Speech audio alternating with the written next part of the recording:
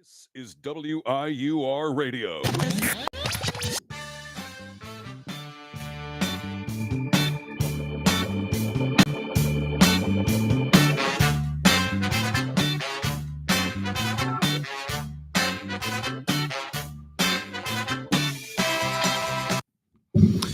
And we're back for our, I don't know what edition, but the playoffs started. We are here at New Rochelle on this beautiful, beautiful Tuesday.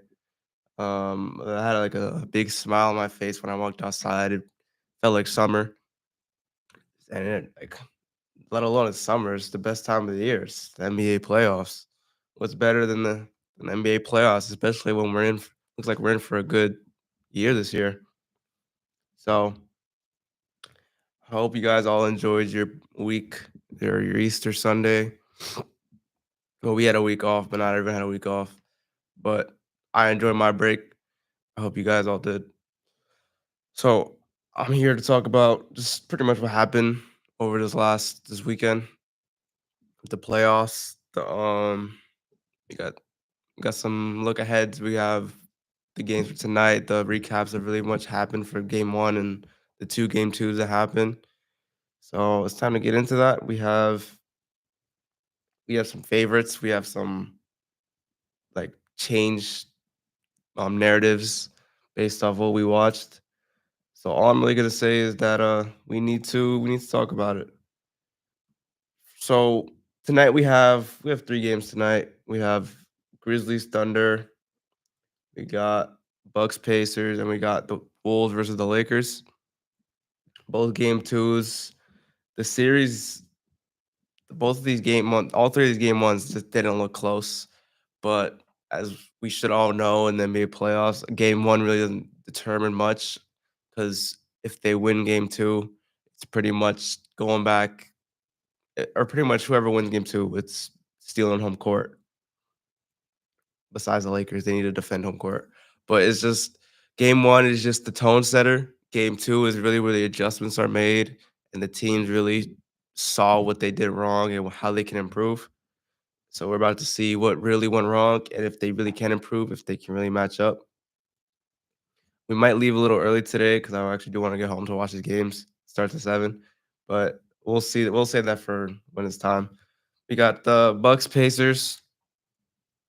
The Bucks looked outclassed. It really looked like Giannis was the only player who really wanted to beat game one. Pacers just play with pace and they kind of just ran them off the floor until that fourth quarter where they kind of went on the run, the Bucks, but they really never capitalized as they were within like 12 points and they just couldn't score. And they get stops, but they just couldn't put the ball in the basket. Giannis looked Giannis looked like one of the best players in the league. He looked dominant. He was hard to stop. They just kept fouling him. He drew a whole bunch of fouls, despite him missing a lot. But all the free throws, it's my initial prediction for the series was that Giannis would just be too good for the Pacers to stop them. Now that we have Dame coming back, which could also help them just score some buckets and put some points on the board, I think my prediction does look right. I don't see anyone on this team or any scheme that Rick Carlisle can draw up that could really stop Giannis. And I just think Giannis is on a different level this year in terms of that he's finally healthy for the postseason. The last 3 years, he's just never been healthy for the postseason, and we're just here to see. He's just here to remind us who he really is. I still have Bucks in 6. It was just one game. Dame's coming back. He's all healthy. I just don't see a way that they can conjure up a plan to stop Giannis, let alone if the role players like Kuzma and like Gary Trent, Torian Prince start hitting shots, getting stops. Brooke Lopez, Bobby Portis, these guys can all come in. They can play a big role in terms of getting these guys wins. I still have Bucks at 6. I just see it, despite Doc Rivers, his tragic past. I just think um he sobers up and beats his playoff loss streak. Grizzlies Thunder. I mean, I think I predicted a sweep. It's still gonna be a sweep. Thunder are a little too good compared to the Grizzlies. The Grizzlies barely squeaked in against the Mavericks, but the Mavericks weren't anything. So it was just the Thunder kinda they won by 50. They won by 50. There's not much to say. I didn't watch the game. I watched the first quarter, and then I had to go somewhere, and then I just saw that they were up 30 at half, and then I saw they were up 50 in the third quarter. It wasn't really a game. I mean, they could come in the Grizzlies could come in, they could try to make a statement saying that was just it was just the start, they weren't prepared, but I highly doubt it. Thunder's defense is way too good. They're so good at going on runs and just getting stops that I it's looking like they could really just walk through the West, despite how good the West is this year, which would be actually really impressive. That would ultimately make them a super team if they can just walk through the West like they just walked through game one. Yes, we know it's just game one, and I wouldn't say there's depending on what a super team is, I wouldn't give them the exact definition, but it's not crazy to look at them as a super team, seeing what they did throughout the regular season and what it projects for them to do throughout the postseason. Because I honestly don't. I've seen a couple teams. I don't think a team besides like maybe the Celtics and the Cavs, maybe even the Clippers could compete with this. But I don't even think the Clippers could compete with that. To be honest, Thunder, Cavs, Celtics are looking like the big three, especially after their well, the Celtics not really. We just know what they could and have done with the same team, despite the injuries. We will get to that later. But and the Cavs played really well in game one. We'll get to that after this. The Timberwolves Lakers. This looked like a slaughter. The After the first quarter, the Timberwolves really just couldn't miss, kind of on auto aim. Anthony Edwards didn't even play that great in terms of scoring wise, but he did everything else. Julius Randle, six threes. Nas Reed, Nas Reed. Man, I'm getting some flashbacks from that Maverick series. Nas Reed was a problem. Nikhil Alexander Walker, Jade McDaniels, they couldn't miss. Dante, it was real scary. I wonder how the Lakers are gonna adjust to it. It wasn't really a fact that they just like it's the fact that just no one showed up besides Luca to play. I wonder how their less talented team could compete with the more talented team. I mean, there's always a way. They have the coaching to do it. They have the player to do it. I still don't. I don't see this being a sweep. I could still see Lakers in 6 or Lakers in 7, which I predicted. But I can also see a world where the Timberwolves win in 6. I just think just because we've seen them blown out in game one doesn't mean anything.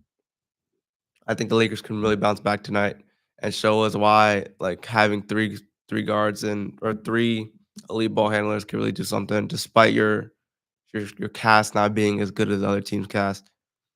It is important, but having the best player on the floor could win you a game or even win you a series. So we'll see how that works out for the rest of the night or the rest of the series. This looks to be an interesting one though. I actually can't wait to see what happens. I will be watching. I hope it's a good game. We had 2 good games yesterday. I will talk about that after these when we get to it. So then, so for game 2 tomorrow, we have Magic Celtics. I'm not gonna lie to you, I definitely did not watch this game. All I saw was that it was close at halftime. Third quarter, Celtics kind of pulled away, and they ultimately pulled away. And then you look at it, it's really just the Celtics Magic. They got their star plays bad. You got a role player to step up. Derek White couldn't miss. Jason Tatum had ultimately a stinker. No surprise there. But there's also news that he injured his wrist and he is just taking things to help his wrist feel better. Now, obviously, most the most important fact to win a championship is to stay healthy. And the Celtics going into the playoffs had Jalen Brown and his knee problems. Now they are in the playoffs. Jason Tatum has his wrist problems. If either of those two aren't there, there is a big chance they don't make it to the finals or even win the finals. They need everyone to be healthy because their team is different. They have they just have role players to replace other player or their players when other their stars aren't playing well or their other role players aren't playing well. They just have so much their depth is too good. That's why I feel like they're, like, on the path to win a championship. Them and the Thunder and the Cavs. It's all a three-man race at for me right now. We never know what happens, but it's looking like it. I can see an injury to Tatum not really impacting them when it comes to a series like the Magic. They could play without Tatum against the Magic, play without Jalen Brown against the Magic. I could still see them winning that.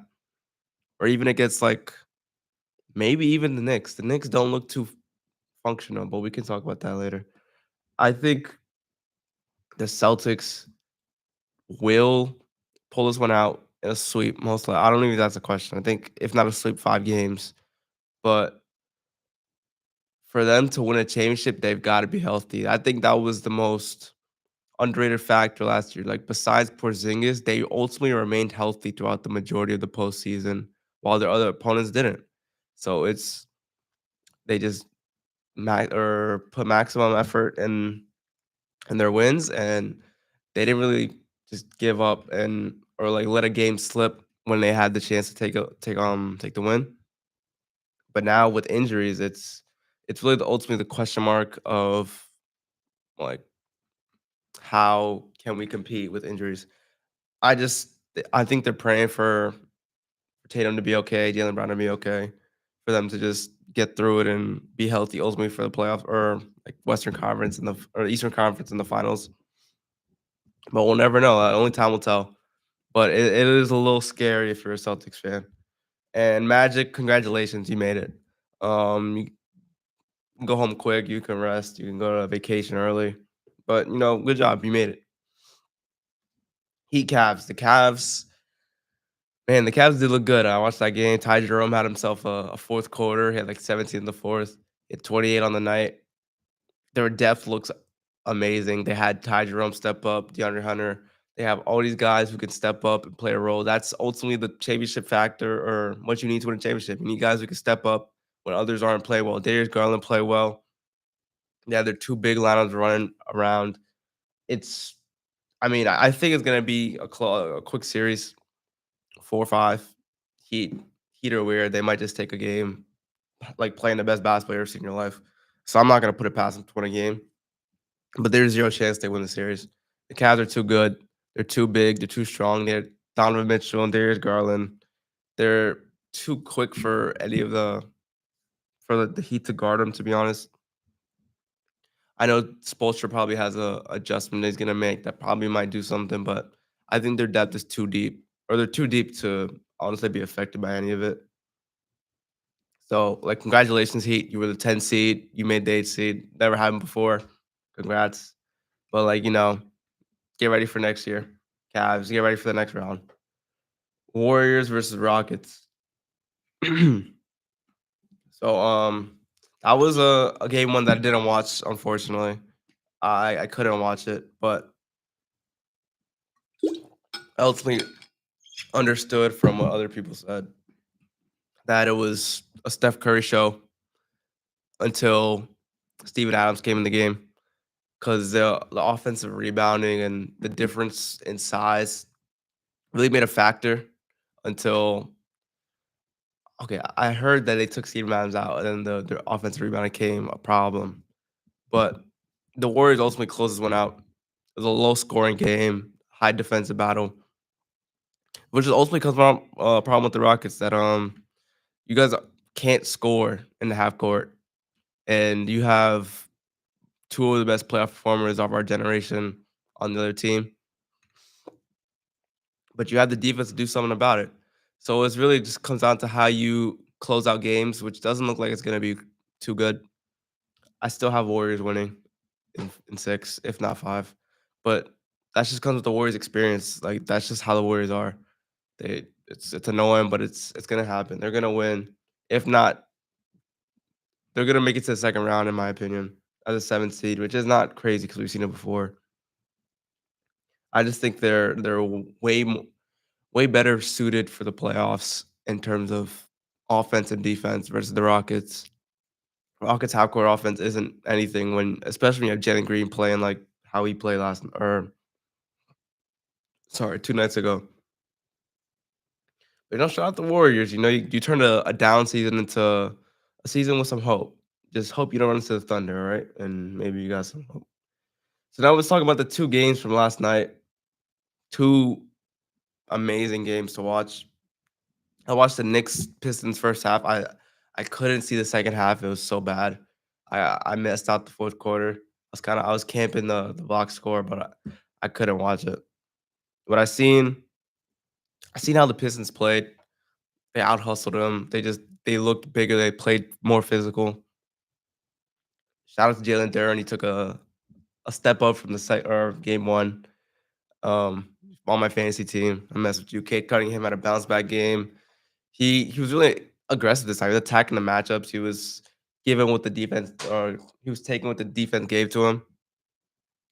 And honestly, it's a good bounce back, especially as his first playoff game was the other night, and he came back in the Garden, stole home court from the Knicks, had himself a game. I heard the free throw disparity was questionable in terms of how they called it both ways. I would like to know if that's actually like the case, but if it is, I don't know how it works like that, but maybe it's just how they play it. But I can't really say because I didn't really see how it ended, how the free throws were handed out equally. I was busy yesterday. I wish I generally had the time to watch these games. I saw the Clippers Nuggets ending though. I saw it. I was hyped. Kawhi Leonard, man, please don't get hurt. Like you are something special. Kawhi Leonard is a generational playoff performer. Oh, I'm sorry. I still have the Knicks winning this one. It doesn't look too good though because it's tied 1-1. They lost home court. They genuinely did not look like the better team for most of the games. If that fourth quarter didn't happen, who knows what happened? Then the Pistons went into that fourth quarter up by like 10. They looked very inexperienced in that fourth quarter in game one, and they gave up a 21-0 lead or 21-0 run. It wasn't pretty. It was like the start of the fourth quarter, they had like a 5-second like inbound call violation. And they had like a 24-second shot violation like twice. It was it was just bad like clock management and awareness. And it was just their first playoff game. Maybe they get over it and then they bounce back, but the problem with the Knicks is they just don't look like the team that we expect them to be. Mikal Bridges, OG Anunoby, like glorified role players who are, or I mean, they're definitely role players, but they're a tier above because they're getting paid 200 million. And Mikal Bridges was traded for what 6 first round picks. You put so much capital into these 2 players for them to really be the glue guys, just for your offense to not be that cohesive together. You have, I mean, Cat had a bad game, but Cat needs to really step up for you guys to just your offense to be something. Josh Hart sometimes just does stuff. He just it's like he's like Russell Westbrook basically. He's like the mystery item in Mario. You're either getting something good, you're getting something bad. He's got to deal with what he gives you. I think these next couple games. I will definitely be there Thursday, April 24th, 7 p.m. I will be watching. I need to give a better in-depth analysis on the game because that's what I wanna be able to understand what I'm watching. I wish I could have finished this game out. I know it was a good close game. The Pistons, though, Pistons, if they can pull this out, that's really a story for the ages. Your first playoff win since in like 15 years. It's, I mean, young team. They're gonna be promising for the next couple of years. They have the lineup. They have the future for it. I hope I wasn't wrong by saying Knicks would win in 5. I just thought that it would be different in terms of having these long wings be able to guard Cade, and then the offense who really kind of struggled in the regular season would struggle in the playoffs, but it looks like they got it figured out. Now we'll go on to the series of the year, in my opinion. Game one was a thriller. Game two was a thriller. We're going back they're going back to LA. Kawhi Leonard, like I said before, had himself a night. He had like 39 points, like 80% shooting, all jumpers. He was on fire. He had that dagger, the clutch shot at the end. He had that clutch steal at the end. Man, I honestly don't even know what to say about Kawhi Leonard. Like, when he plays in the playoffs, there's literally no joke about it. He's just there's something about him. It's just like it's so respectable how he's doing it because it's no emotion. It's just buckets. It's just mid-range buckets. It's just defensive stops. I don't understand how he's doing it because like it just seems like he just doesn't miss sometimes, and it's like the worst when it happened to your team twice. But now he's doing it to the other team. It just doesn't bother me. The way he's killing the Nuggets is kind of crazy to me. Like it's just nonstop middies. It's those tough buckets that are contested, the double teams that he's gonna sent that he can just get past. Harden didn't have the best game yesterday, but in game one he played pretty well. I just think this is really gonna be like a nail biter. It might go seven. It might be close every single game. Someone might figure it out and they might start blowing people out. The playoffs are weird. Anything can happen at any moment in time.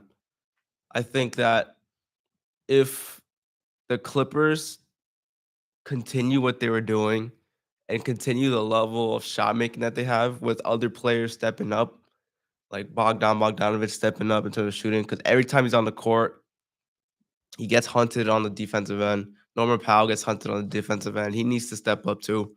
He was supposed to be an all-star this year. He needs to not play like an all-star, but he needs to play like a higher level role player if he's gonna be hunted on the defensive end.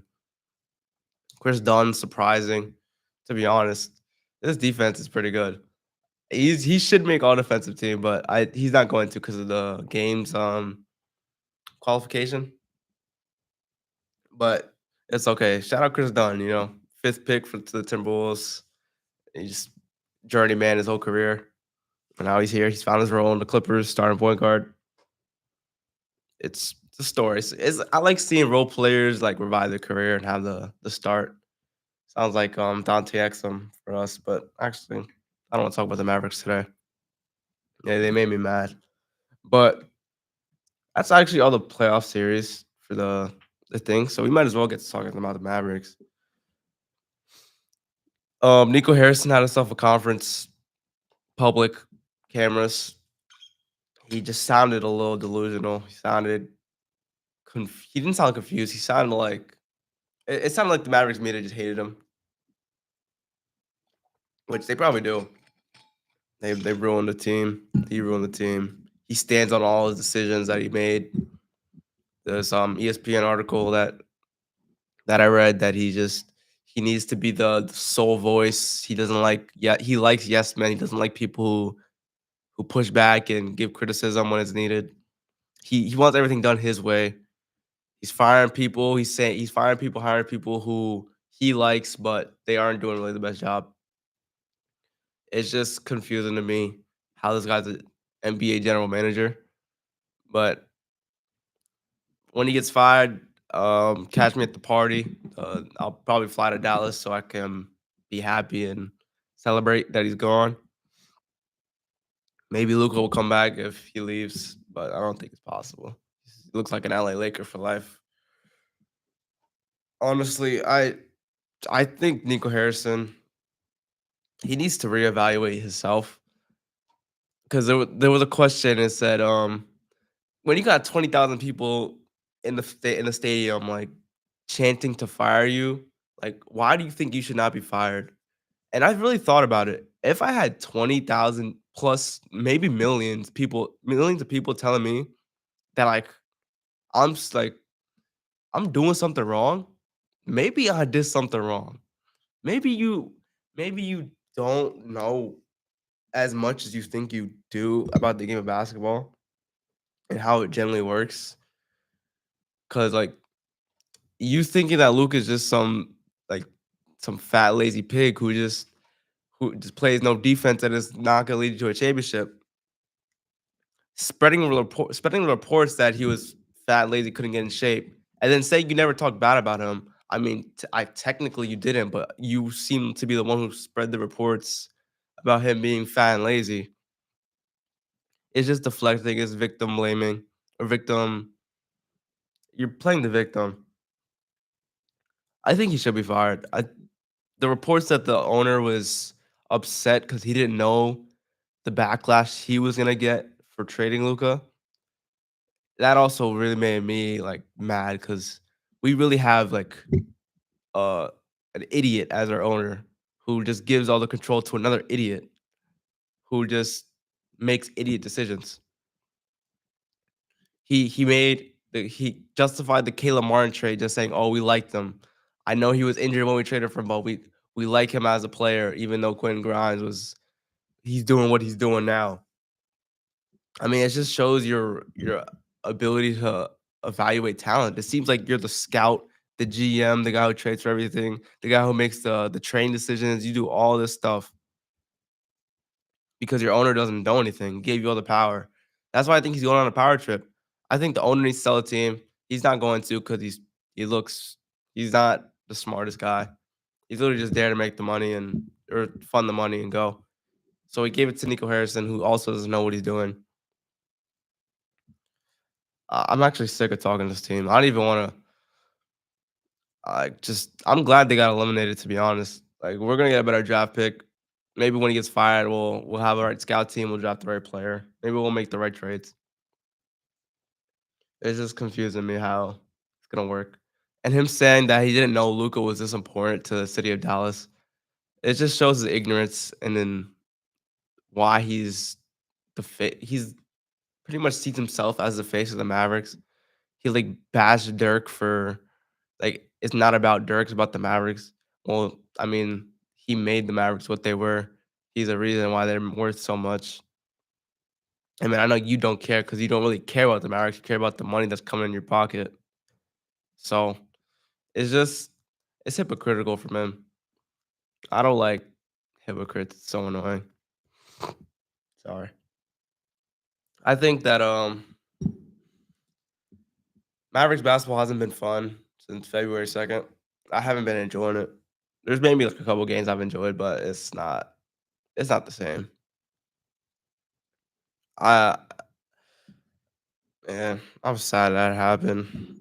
Maybe we can go win a championship for the city of Dallas, but besides that, I really have nothing to talk about. Playoffs, they're started, but they haven't finished, and I'm just looking forward to it because I think the playoffs this year they look really promising.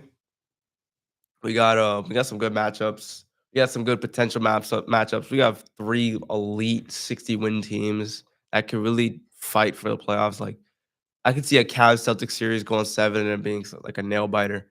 I'm really looking forward to that. I'm looking forward to seeing if the Thunder can just either walk through or get at least a little challenge. Thunder look dominant.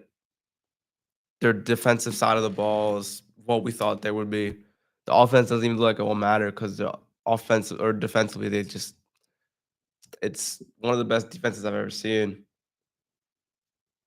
Maybe the best, to be honest. I don't know a team that can do what they do, but to be honest, we'll see how the playoffs shape out or play out. Next episode, Tuesday, would be one of the last. I think it might be the last one because school's ending. So we'll have a little recap celebration. Thankful for making it this far. I think I want to kind of have a retrospect on how like how we made it from what was it January, February to all the way to May. No, actually April because it's only April. No, next week will be no, next week will be April. Sorry, but